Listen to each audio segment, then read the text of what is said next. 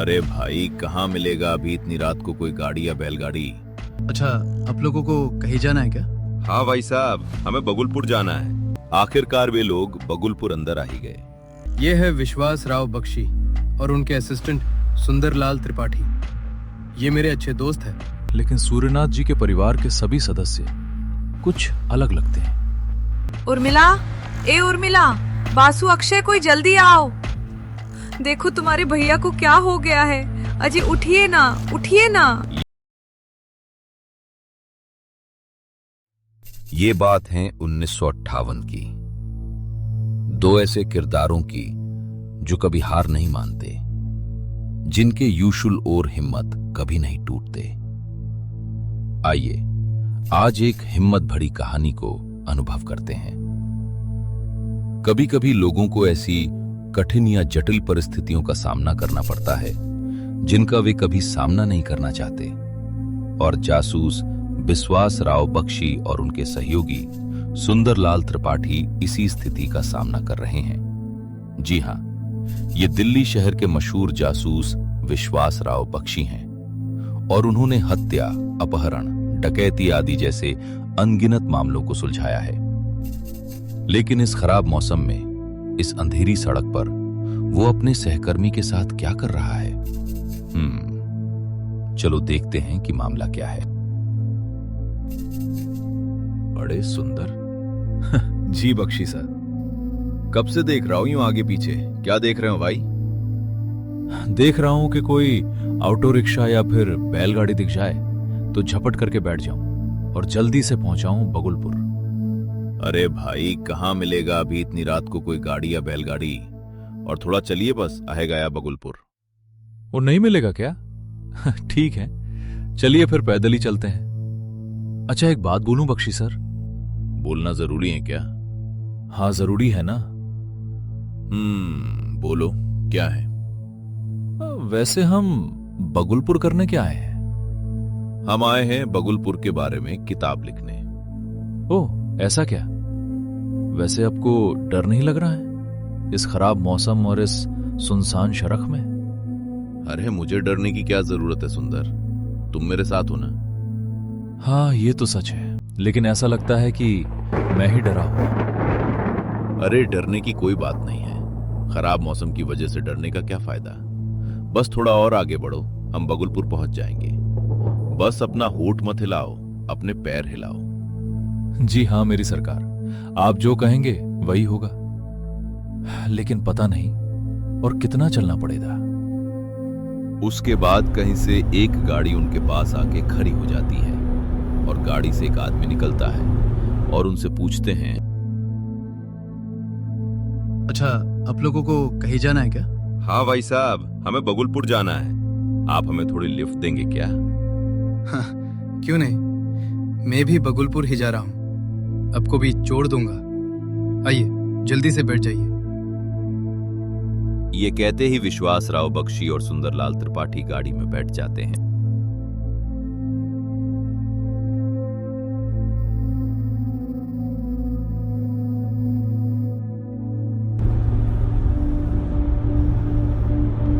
अच्छा भाई साहब, आपको देखकर जाना पहचाना लग रहा है। मैंने आपको कहीं देखा है क्या? जी, मेरा नाम विश्वास राव बख्शी है। हम मुंबई से आए हैं। मैं पैसे से एक जासूस और लेखक भी हूं, और ये मेरा असिस्टेंट सुंदरलाल त्रिपाठी है। ओह, तो इसीलिए मुझे लग रहा है मैंने आपको कहीं देखा है। अरे बख्शी साहब, आपको कौन नहीं जानता। आप मुंबई के जाने माने जासूस हैं। मैं तो आपके बारे में अक्सर खबरों में पढ़ता रहता हूँ। अभी पिछले हफ्ते की ही बात ले लीजिए, मैंने आपके बारे में एक आर्टिकल अखबार में पढ़ा था। जी हाँ, और सर, आपकी तारीफ? जी, मेरा नाम सूर्यनाथ है। मैं बगुलपुर के सम्राट राजा विश्वनाथ का बड़ा बेटा। क्या सच में? विश्वास राव बख्शी और सुंदरलाल त्रिपाठी सूर्यनाथ वर्मा के साथ गांव में जा तो रहे हैं किताब लिखने, लेकिन उन्हें क्या पता था ये सफर उनके लिए क्या रंग लाने वाला है। इस काली रात में कुछ ऐसा होने वाला था जो वे कभी सोच भी नहीं सकते थे। आखिरकार वे लोग बगुलपुर अंदर आ ही गए। गांव के चहल पहल से होते हुए अंत में वे लोग सूर्यनाथ वर्मा के घर पहुंच जाते हैं और उसके बाद वे लोग गाड़ी से उतरते हैं और विश्वनाथ जी के घर में प्रवेश करते हैं और फिर सूर्यनाथ जी घर के सभी सदस्यों को बुलाते हैं और उनका परिचय करवाते हैं। अरे जानकी, बासु, अक्षय, उर्मिला, कहाँ हो सब लोग? जी आ रही हूँ। उसके बाद सब लोग एक एक करके आते हैं और सूर्यनाथ जी बोलते हैं, अच्छा, मैं परिचय करवाता हूँ। ये है विश्वास राव बख्शी और उनके असिस्टेंट सुंदरलाल त्रिपाठी। ये मेरे अच्छे दोस्त हैं और पेशे से एक लेखक भी हैं। ये मुंबई से आए हैं बगुपुर के बारे में एक किताब लिखने। ये कुछ दिन हमारे साथ ही रहेंगे। और बख्शी जी, ये है हमारा परिवार। ये मेरा मजला भाई बासुनाथ है और ये मेरा छोटा भाई और छोटी बहन अक्षय और उर्मिला, और ये मेरी धर्मपत्नी जानकी। और वो जो पीछे खड़े हैं उनका नाम है हरि काका। वे हमारे घर में सालों से काम करते हैं और मेरा एक बेटा भी है, सूरज। अरे जानकी, सूरज कहाँ है? जी वो तो कब का सो गया है। आपको आने में देर हो रही थी तो मैंने उसे कब का सुला दिया। और आप भी ना जी, कमाल करते हैं। इतनी रात को घर में मेहमान आए हैं, उनको पहले खा पीने दो, थोड़ा आराम करने दो। परिचय तो कल सुबह कर सकते हैं ना? अरे नहीं नहीं भाभी जी, हमें अभी कुछ खाना पीना नहीं है, अभी थोड़ा जी हाँ। ओह, तो आप बगुलपुर के राजा विश्वनाथ वर्मा के बड़े बेटे हैं। मैंने काफी कुछ पढ़ा है बगुलपुर के बारे में। अरे सुंदर, तुमने क्या पढ़ा बगुलपुर के बारे में? पढ़ा था कि साल 1888 में बगुलपुर के जो सम्राट थे वो थे राजा सूर्यवीरनत, और उनके जाने के बाद उनके इकलौते बेटे को राजा बनाया गया जो थे राजा विश्वनाथ वर्मा। राजा विश्वनाथ वर्मा बहुत ही नेक और दयालु थे। उन्होंने लगभग 69 सालों तक बगुलपुर पे राज किया और हटक की उन्होंने अपना आधा राज्य अपने राज्य के सभी लोगों में बराबर बांट दिया था और अपनी बाकी आधा राज्यों को अपने चारों संतानें, मतलब बड़े बेटे सूर्यनाथ वर्मा, दूसरे बेटे बासुनाथ वर्मा, तीसरे बेटे अक्षय वर्मा और चौथी जो पुत्री संतान थी उर्मिला वर्मा, इन चारों में बराबर बांटना चाहता। लेकिन ये करने से पहले ही उनका कैंसर से निधन हो गया। अरे वाह सुंदर, तुम तो काफी कुछ जानते हो बगुलपुर के बारे में। हाँ, बिल्कुल सही। पिताजी के जाने के बाद बाकी आधा राज्यों के लेके हम चारों भाई बहन में काफी अनबन चल रहे हैं। इसीलिए मैं शहर गया था एक अच्छे से वकील से मिलने के लिए। वो सब छोड़िए, आप लोग बगुलपुर क्यों जा रहे हैं? हम जा रहे हैं बगुलपुर के बारे में एक किताब लिखने। ओ, ये बात है। तो फिर ठीक है, आपको मेरी तरफ से पूरी मदद मिल जाएगी और आप लोग जितने दिन चाहे हमारे साथ हमारे बंगलों में रह सकते हैं। जी शुक्रिया सूर्यनाथ जी, आपकी मदद के लिए। अरे कोई बात नहीं बख्शी साहब, आप हमारे मेहमान हैं। आपके लिए इतना तो हम कर ही सकते हैं। आराम कर लेते हैं, कल सबसे आराम से बात करेंगे। हाँ, ये ठीक रहेगा। अरे हरि काका, साहब लोगों को हमारे गेस्ट रूम में लेके जाइए और ध्यान से, उनको कोई तकलीफ नहीं होनी चाहिए। और फिर हरि काका उन्हें उनके कमरे में लेके जाते हैं और फिर हरि काका बोलते हैं, तो साहब मैं चलता हूँ, आप लोग आराम कीजिए और किसी भी चीज का जरूरत हो तो मुझे बुला लीजिएगा। मैं नीचे वाला कमरे में ही रहता हूँ। ठीक है काका।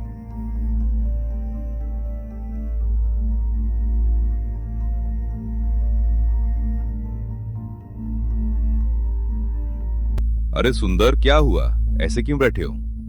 पता नहीं क्यों बख्शी सर, लेकिन सूर्यनाथ जी के परिवार के सभी सदस्य कुछ अलग लगते हैं। लेकिन तुम्हें अलग क्यों लग रहे हैं? देखिए ना, कोई गुस्सल है तो कोई अहंकारी, कोई शांत या तो कोई घमंडी। अरे भाई, हर परिवार में सब लोग एक जैसे थोड़ी होते हैं। चाहे कोई कैसा भी हो, सब लोग एक साथ घुल मिल के रहने चाहिए, समझे? हाँ, समझ गया। चलो अभी सो जाओ, कल सुबह सुबह गांव टहलने चलेंगे। ये कहते ही दोनों आराम करने चले गए और उसके बाद सबके सो जाने के करीब 2 घंटे बाद घर से किसके जोर से चिल्लाने की आवाज आती है। उर्मिला, ए उर्मिला, बासु, अक्षय, कोई जल्दी आओ। देखो तुम्हारे भैया को क्या हो गया है। अजय उठिए ना, उठिए ना। ये और कोई नहीं, सूर्यनाथ जी की पत्नी है, जो देखती है कि उनके पति फर्श पर खून से लथपथ पड़े हुए हैं। उर्मिला, ए उर्मिला, बासु, अक्षय, कोई जल्दी आओ। देखो तुम्हारे भैया को क्या हो गया है। अजय उठिए ना, उठिए ना। जानकी सूर्यनाथ जी के मृत शरीर के पास बैठ के रो रो कर सबको बुलाती है। इतने में विश्वास राव और सुंदर की आंख खुलते हैं और विश्वास राव बोलते हैं, अरे सुंदर, कोई चिक रहा है, जल्दी उठ यार।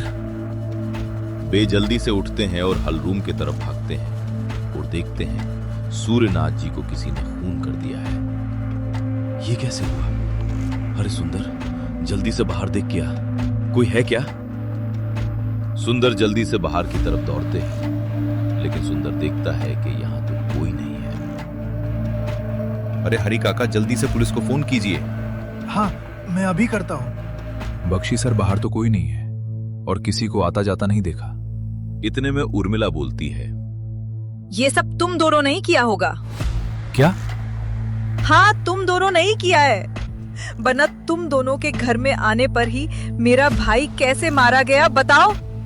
अरे लेकिन सुंदर अभी चुप हो जाओ, इनका संदेह करना जायज है, हमारे आने के बाद ही तो हुआ है ये सब। लेकिन उर्मिला जी, ये फैसला आप नहीं, पुलिस करेगा कि हमने खून किया है या फिर घर का ही कोई सदस्य ने किया है। कहना क्या चाहते हो आप, कि हमने खून किया है हमारे भाई का? वाह रे वाह, एक तो हमारे भाई का खून करते हो और इल्जाम हमें पर ही लगाते हो। वो तो पुलिस आएगी और तहकीकात होगा, उसके बाद पता चलेगा। इतने में पुलिस आते हैं और बोलते हैं, हटिए हटिए, देखने दीजिए, कब हुआ ये सब? पता नहीं सर, बेडरूम निकले थे पानी पीने और उसके बाद बहुत समय हो गया, लेकिन वो आए नहीं। और उसके बाद में देखने आई थी कि वो क्या कर रहे हैं, और यहाँ पर आकर देखती हूँ कि ये फर्श पर पड़े हैं। ये बात है। और अब लोग कहाँ थे? अरे सर, आप हमें क्या पूछ रहे हैं? इन दोनों से पूछिए, इन्होंने खून किया है मेरे भाई का। इतने में इंस्पेक्टर साहब बख्शी जी की तरफ देखते हैं और बोलते हैं, अरे बख्शी सर, आप वो भी यहाँ? अरे इंस्पेक्टर साहब, आप इन्हें जानते हैं? अरे इन्हें कौन नहीं जानता, मुंबई के सबसे बड़े जासूस विश्वास राव बख्शी यही तो हैं। लेकिन भैया ने तो कहा था ये लेखक है। हाँ, वे जासूसी के साथ साथ एक आध किताब भी लिखते हैं। वो सब छोड़िए, तो बख्शी सर, सब कुछ तो आप देख ही रहे हैं, तो बताइए कहां से शुरू करें? लेकिन सबसे पहले ये बताइए, आप और सुंदर यहाँ पर कैसे? हाँ पंकज जी, हम यहाँ। चलिए पंकज जी, बाहर जाकर बात करते हैं। हाँ चलिए। अरे तुम लोग जल्दी से बॉडी उठाओ और पोस्टमार्टम के लिए भेज दो। और आप लोग देखिए, चिंता मत कीजिए, जो भी खूनी है जल्द से जल्द पकड़ा जाएगा, और तब तक हौसला रखिए। उसके बाद विश्वास राव बख्शी इंस्पेक्टर को सब कुछ शुरू से बोलते हैं कि कैसे वो बगुलपुर आ रहे थे, फिर सूर्यनाथ जी से मिले, फिर उनके घर में आए और सबसे मिले, और फिर रात को यह हादसा हुआ। ओ ये बात है। लेकिन बख्शी सर, वो लोग तो आपके ऊपर भी संदेह करेंगे। हाँ, करेंगे तो जरूर। तो बताइए कहां से शुरू करें? पहले सबके कमरे की तलाशी लेने पड़ेगी। ऐसा लगता है कि उनको चाकू से मारा गया है। हो सकता है कि शो के कमरे में वो चाकू मिल जाए या फिर कोई और सुराग मिल। ठीक है, फिर चलिए चलते हैं। और फिर शुरू होता है सबके कमरों की तलाशी लेना। फिर कुछ समय बाद पूरे घर की तलाशी लेकर इंस्पेक्टर पंकज, सुंदर और विश्वास राव बाहर आते हैं, और फिर पंकज जी उदास होकर बोलते हैं, अरे बख्शी सर, तलाशी तो पूरे घर की ले ली, सबकी कमरे की भी और बाकी जगह के भी, कहीं भी कुछ नहीं मिला। अभी क्या करें? मिला तो कुछ नहीं। बख्शी सर, आपको नहीं लगता ये काम किसी बाहर वाले का होगा? नहीं सुंदर, मुझे नहीं लगता ये काम किसी बाहर वाले का है। हम दोनों सोए थे करीब 10 बजे। जब हमने जानकी देवी की पुकार सुन के बाहर आए, तब बजा था 12:30। मतलब करीब 2.5 घंटे बाद पता चला कि सूर्यनाथ जी का खून हो गया है। और जानकी ने यह भी कहा था कि सूर्यनाथ जी पानी पीने निकले थे। सवाल तो मन में बहुत सारे हैं, लेकिन सबसे पहले 3 सवाल। सूर्यनाथ जी कितने बजे पानी पीने निकले थे और उस समय बाकी सब लोग क्या कर रहे थे? और खूनी को कैसे पता कि सूर्यनाथ जी पानी पीने निकलेंगे? वैसे अभी तो और कुछ नहीं होगा, कल सुबह सबसे पूछताछ करने हैं। और हाँ पंकज जी, कल मुझे पोस्टमार्टम रिपोर्ट चाहिए। हाँ बख्शी सर, मिल जाएगा। तो कल सुबह मैं जल्दी जल्दी आता हूँ, ठीक है? तो अभी मैं चलूं? हाँ ठीक है पंकज जी। अगले दिन सुबह इंस्पेक्टर पंकज जी आते हैं और बख्शी जी से बोलते हैं, अरे बख्शी सर, पोस्टमार्टम रिपोर्ट में ऐसा कुछ खास तो नहीं है, सिर्फ इतना ही कि उनको चाकू से मारा गया है और उनकी मौत करीब बाड़ा से सारे बाड़ा के बीच में ही हुआ है। ओह, तो ये बात है। अच्छा छोड़िए, चलिए सबसे थोड़ी पूछताछ करते हैं। हाँ चलिए। अच्छा माँ, बाबा कहाँ है? बेटा, तेरे पापा कहीं काम से गए हैं, तू चिंता मत कर, वो जल्दी आ जाएंगे। ठीक है माँ। अच्छा जानकी देवी जी, हमें जरा आपसे बात करना है। सूरज बेटा, तुम अपने कमरे जाओ। ठीक है माँ। भाभी जी, जरा सबको बुला लीजिए। अरे अक्षय, उर्मिला, जरा यहाँ आना। अरे उर्मिला जी, आपके मजले भैया बासु कहाँ है? मुझे कैसे पता होगा कि वो कहाँ गया है? अच्छा ठीक है, वापस आएंगे तो बात करेंगे, पहले आप लोगों से ही बात करते हैं। अच्छा उर्मिला जी, कल आप कितने बजे सोए थे? मैं 10:30 बजे के बाद सो गई थी। और उसके बाद आप एक बार भी उठे थे? नहीं, जब भाभी ने जोर से उर्मिला उर्मिला चिल्लाई, तभी मैं यहाँ आई थी। ओह अच्छा। वैसे आपका आपके परिवार वालों से रिश्ता कैसा था? देखिए, सच बोलूं तो मेरी सिर्फ भाभी से और मेरे भतीजे सूरज से ही अच्छी बनती है। मेरे भाइयों से मेरी उतनी अच्छी नहीं बनती। ओ ये बात है। अच्छा भाभी जी, कल रात को सूर्यनाथ जी कमरे से बाहर कितने बजे गए थे? जी 12 बजे।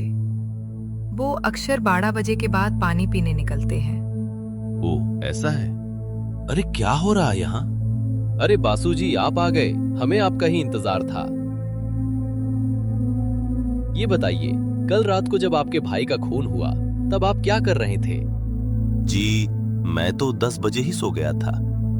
मैं भैया की तरह रात को 12 बजे पानी पीने नहीं उठता हूं। और उसके बाद भाभी की आवाज सुन के ही मैं बाहर आया।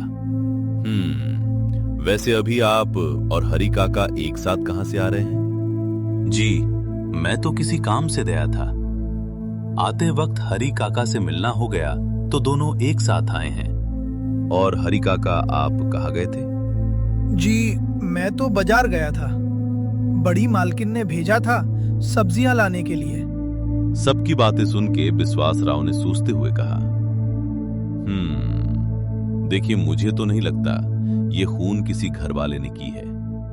लगता है ये किसी बाहर वाले का काम है। अच्छा भाभी जी, उनकी किसी से कोई दुश्मनी थी? देखिए, मुझे कुछ नहीं पता। मेरे ससुर जी के जाने के बाद मेरे पति जायदाद को लेके इतने चिंतित थे कि उनसे ठीक से बात भी नहीं होती थी। तो उनका कोई दुश्मन है या नहीं है, कैसे बताऊं? अच्छा ठीक है, देखिए आप लोग अपने आप को संभालिए। देखिए देर से ही सही, लेकिन खूनी पकड़ा जरूर जाएगा। और आप लोग भी थोड़ा सावधान रहिएगा। अगर कोई दुश्मनी कर रहा है तो आपके ऊपर भी हमला हो सकता है। अच्छा तो हम चलते हैं, थोड़ा बाहर छानबीन करके आते हैं। ये बोलते ही तीनों बाहर आते हैं और फिर विश्वास राव बोलते हैं, अरे पंकज जी, हमें थोड़ा पूछताछ करने जाना है, आप चलेंगे हमारे साथ? नहीं बख्शी सर, मुझे दूसरे केस के लिए जाना है। आप और सुंदर पूछताछ कीजिए और कुछ भी पता चले तो मुझे खबर कीजिएगा। ठीक है पंकज जी, चलिए हम चलते हैं। हाँ ठीक है।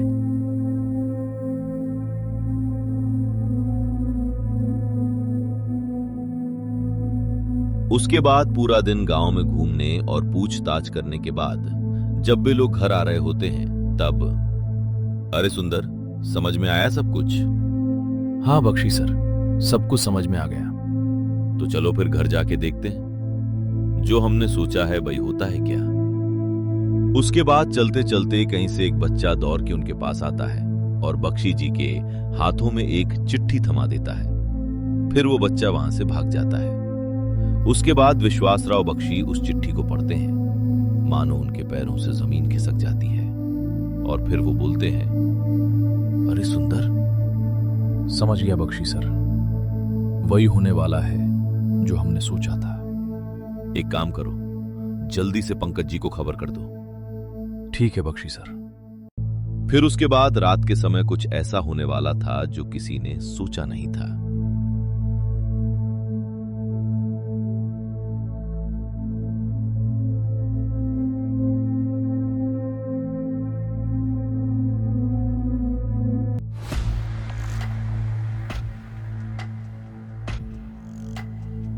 वाह वाह वाह, ऐसा घिनौना काम आपके अलावा और कौन कर सकता है बासुनाथ जी? बासु, ये तुम क्या करने वाले थे? मेरे बेटे को मारने वाले थे, अपने ही भाई के बेटे को मारने वाले थे। अरे आप लोग यहाँ कैसे? अरे पंकज जी, पकड़ लीजिए इन्हें। पकड़ तो इन्हें लेंगे ही बख्शी जी, पर बख्शी जी आपसे बहुत सारे बातें जानना बाकी है। चलिए फिर सब कुछ समझाते हैं। बख्शी सर, अब बताइए, आपको बासु के ऊपर शक क्यों हुआ? पंकज जी, शक मुझे सब पर ही होता है, लेकिन सबसे पहले जानना है कि क्यों कोई सूर्यनाथ जी को मारना चाहेगा। कल रात को जब सूर्यनाथ जी का खून हुआ, तब जानकी देवी की पुकार के बाद सब आ गए थे, लेकिन हरि काका देर से आए थे, ये मैंने नोट कर लिया था। और जब पंकज जी आप आए थे, तभी उर्मिला जी ने मेरे और सुंदर के ऊपर इल्जाम लगा दिया। इन्होंने खून किया है मेरे भाई का। वैसे भी खून करना आसान हो जाता है जब दो अजनबी अचानक घर में आ जाए। और आज सुबह जब हम सबसे पूछताछ कर रहे थे, तब घर में सिर्फ दो लोग ही नहीं थे, और वो थे बासुनाथ जी और हरि काका। लेकिन अगर हरि काका सूर्यनाथ जी को मारते हैं तो उन्हें क्या मिलेगा, यही बात मुझे परेशान कर रहा था। और तभी सुबह बासुनाथ जी कुछ ऐसा बोलते हैं जिससे मेरा शक यकीन में बदल गया। मैं भैया की तरह रात को 12 बजे पानी पीने नहीं उठता हूँ। मतलब ये साफ हो गया कि बासुनाथ जी जानते थे कि सूर्यनाथ जी रात को 12 बजे कमरे से बाहर पानी पीने निकलेंगे। लेकिन इतना काफी नहीं था, इसलिए हमने उर्मिला जी के सहेलियों से बात किया ताकि उनके बारे में और जान सकूं। वैसे उर्मिला का गुस्सा हमेशा उसके नाक के ऊपर चढ़ा रहता है, लेकिन वो अपने भाई का खून कभी नहीं कर सकता। और जब से वो प्यार में पड़ी है, तब से वो बिल्कुल ही बदल गई हैं। ये सुन के हम उनके प्रेमी से मिलने गए और उन्होंने हमें बताया कि एक दिन जब वो दोनों अकेले कहीं पे बैठ के बात कर रहे थे, तभी बासुनाथ जी बह पे आए थे और उनपे गुस्सा कर रहे थे। अगर तूने इस लड़के से दोबारा बात किया या फिर शादी करने की कोशिश की, तो तुझे जायदाद से एक फूटी कौड़ी भी नहीं मिलेगी। बासु भैया, आपको क्या लगा मैं पिताजी के जायदाद के लिए अपने प्यार छोड़ दूंगी? मेरी हिस्से की जो जायदाद है ना, वो मैं भीख में दे रही हूँ, आपको रख लीजिए। लेकिन अगर दोबारा मेरे और मेरे प्यार के बीच में आए तो खून कर दूंगी आपका। मतलब इतना तो साफ था कि उर्मिला जी को जायदाद का कोई लालच ही नहीं था। लेकिन बख्शी जी, अगर जायदाद 4 भाई बहन का बराबर ही था, तो इन्हें अपने भाई का खून करना क्यों पड़ा? नहीं पंकज जी, ये सच नहीं है। कल जब हम सूर्यनाथ जी के साथ आ रहे थे, तभी उन्होंने बोला था कि वो वकील से मिलने गया थे। तभी हमने वकील से बात की। तभी हमें पता चला कि इनके पिता विश्वनाथ के वसीयत के मुताबिक जायदाद 4 नहीं 3 हिस्सों में बांटा गया था। एक हिस्सा जो सूर्यनाथ जी का होगा, दूसरा हिस्सा जो उर्मिला जी का होगा, और बाकी एक हिस्सा जो सिर्फ बासुनाथ और अक्षय जी का है। और यही से बासुनाथ जी के दिमाग में गुस्सा दौड़ने लगा और ज्यादा संपत्ति पाने के लालच में उन्होंने अपने भाई का खून कर दिया। लेकिन बख्शी जी, इन्होंने सूरज को क्यों मारना चाहा? ये बात समझना इतना भी मुश्किल नहीं। अगर सूर्यनाथ जी का किसी भी कारण से मौत हो जाता है, तो उनकी सारी संपत्ति उनके बेटे का हो जाता है, जो सूरज के 18 साल उम्र के बाद उसे मिलता हो, और तब तक सब कुछ जानकी देवी ही संभालती। लेकिन आपको कैसे पता कि आज बासु सूरज को मारने वाला है? हम जब गांव घूमकर शाम को आ रहे थे तभी हमारे पास कहीं से एक बच्चा आ गया था और उसने मेरे हाथ में एक चिट्ठी देकर चला गया। उसी चिट्ठी में लिखा था कि जिसने सूर्यनाथ वर्मा का खून किया वो आज रात उनके बेटे सूरज को मारने वाला है, दया करके उसे बचा लीजिए। उसके बाद ही हमने आपको खबर किया और अभी बासुनाथ जी पकड़े गए। मतलब कोई और भी है जो पहले से जानता था कि बासुनाथ जी ने ही सूर्यनाथ जी का खून किया है, लेकिन वो कौन हो सकता है? चाहे तो पूछ लीजिए, आपके सामने ही तो खड़े हैं। कौन? बख्शी सर? हमारे प्यारे हरि काका। हरि काका, आपको पता था? हाँ, इन्होंने ही तो वो चिट्ठी मुझे दी है। बख्शी सर, ये आप कैसे कह सकते हैं? उर्मिला जी के बारे में पूछताछ करने के बाद हम हरि काका के घर पे भी गए थे। वैसे वहां कुछ मिला तो नहीं, लेकिन एक चीज मिला है। क्या सर? अरे सुंदर, ले आना।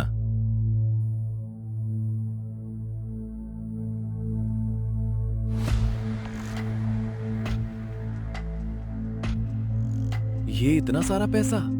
हरि काका के पास इतना सारा पैसा कहां से आया? भाई तो एक मामूली नौकर का काम करने वाले के पास इतना सारा पैसा कहां से आया? तभी हमें लगा कि शायद हरि काका को किसी ने पैसे दिए हैं सूर्यनाथ जी का खून करने के लिए।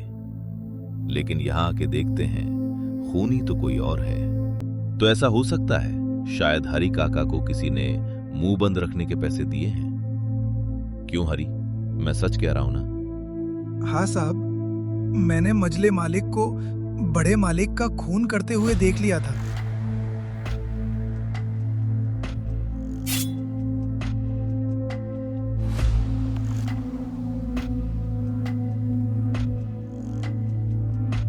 लेकिन मैं उस समय बहुत डर गया था, इसलिए कुछ बोल नहीं पाया। और फिर अगले सुबह मजले मालिक ने मुझे धमकाया। देखो हरी, या तो तुम पैसे लेके मुंह बंद कर लो, वरना मैं तुम्हें भी मार दूंगा। और वैसे भी आज रात को मैं सूरज को मारने वाला हूं, और तुम्हें तो समझ आ ही जाएगा कि सूरज को भी मैंने ही मारा है। तो चुपचाप ये पैसे रख लो और भूल जाओ कि तुमने कुछ देखा भी है। लेकिन जब मुझे पता चला कि वो आज सूरज बाबा को मारने वाला है, तब मुझसे रहा नहीं गया। इसलिए मैंने वो चिट्ठी आपको दी थी ताकि आप सूरज बाबा को बचा पाए। ओह, तो ये बात है। अरे इंस्पेक्टर सर, ले जाइए इसे यहाँ से। मुझे तो इसे भाई कहने में भी शर्म आ रही है। हाँ इंस्पेक्टर सर, लालच ने इसे अंधा कर दिया है। ये तो अच्छा हुआ कि बख्शी जी ने इसे पकड़ लिया है, वरना कल को ये हमें भी मार देता। चलिए बासु जी, एक पूरा जेल का घर मैं आपके नाम कर दूंगा और आप हमेशा वही रहना। आखिरकार बासु वर्मा को अपने ही भाई को खून करने के लिए जेल जाना पड़ रहा है। तो दोस्तों, लालच बूढ़ी बला होती है, कभी भी ज्यादा पाने की लालच नहीं करना चाहिए। तो खुश रहिए, हंसते रहिए। फिर मिलेंगे एक नई कहानी के साथ। तब तक के लिए नमस्कार।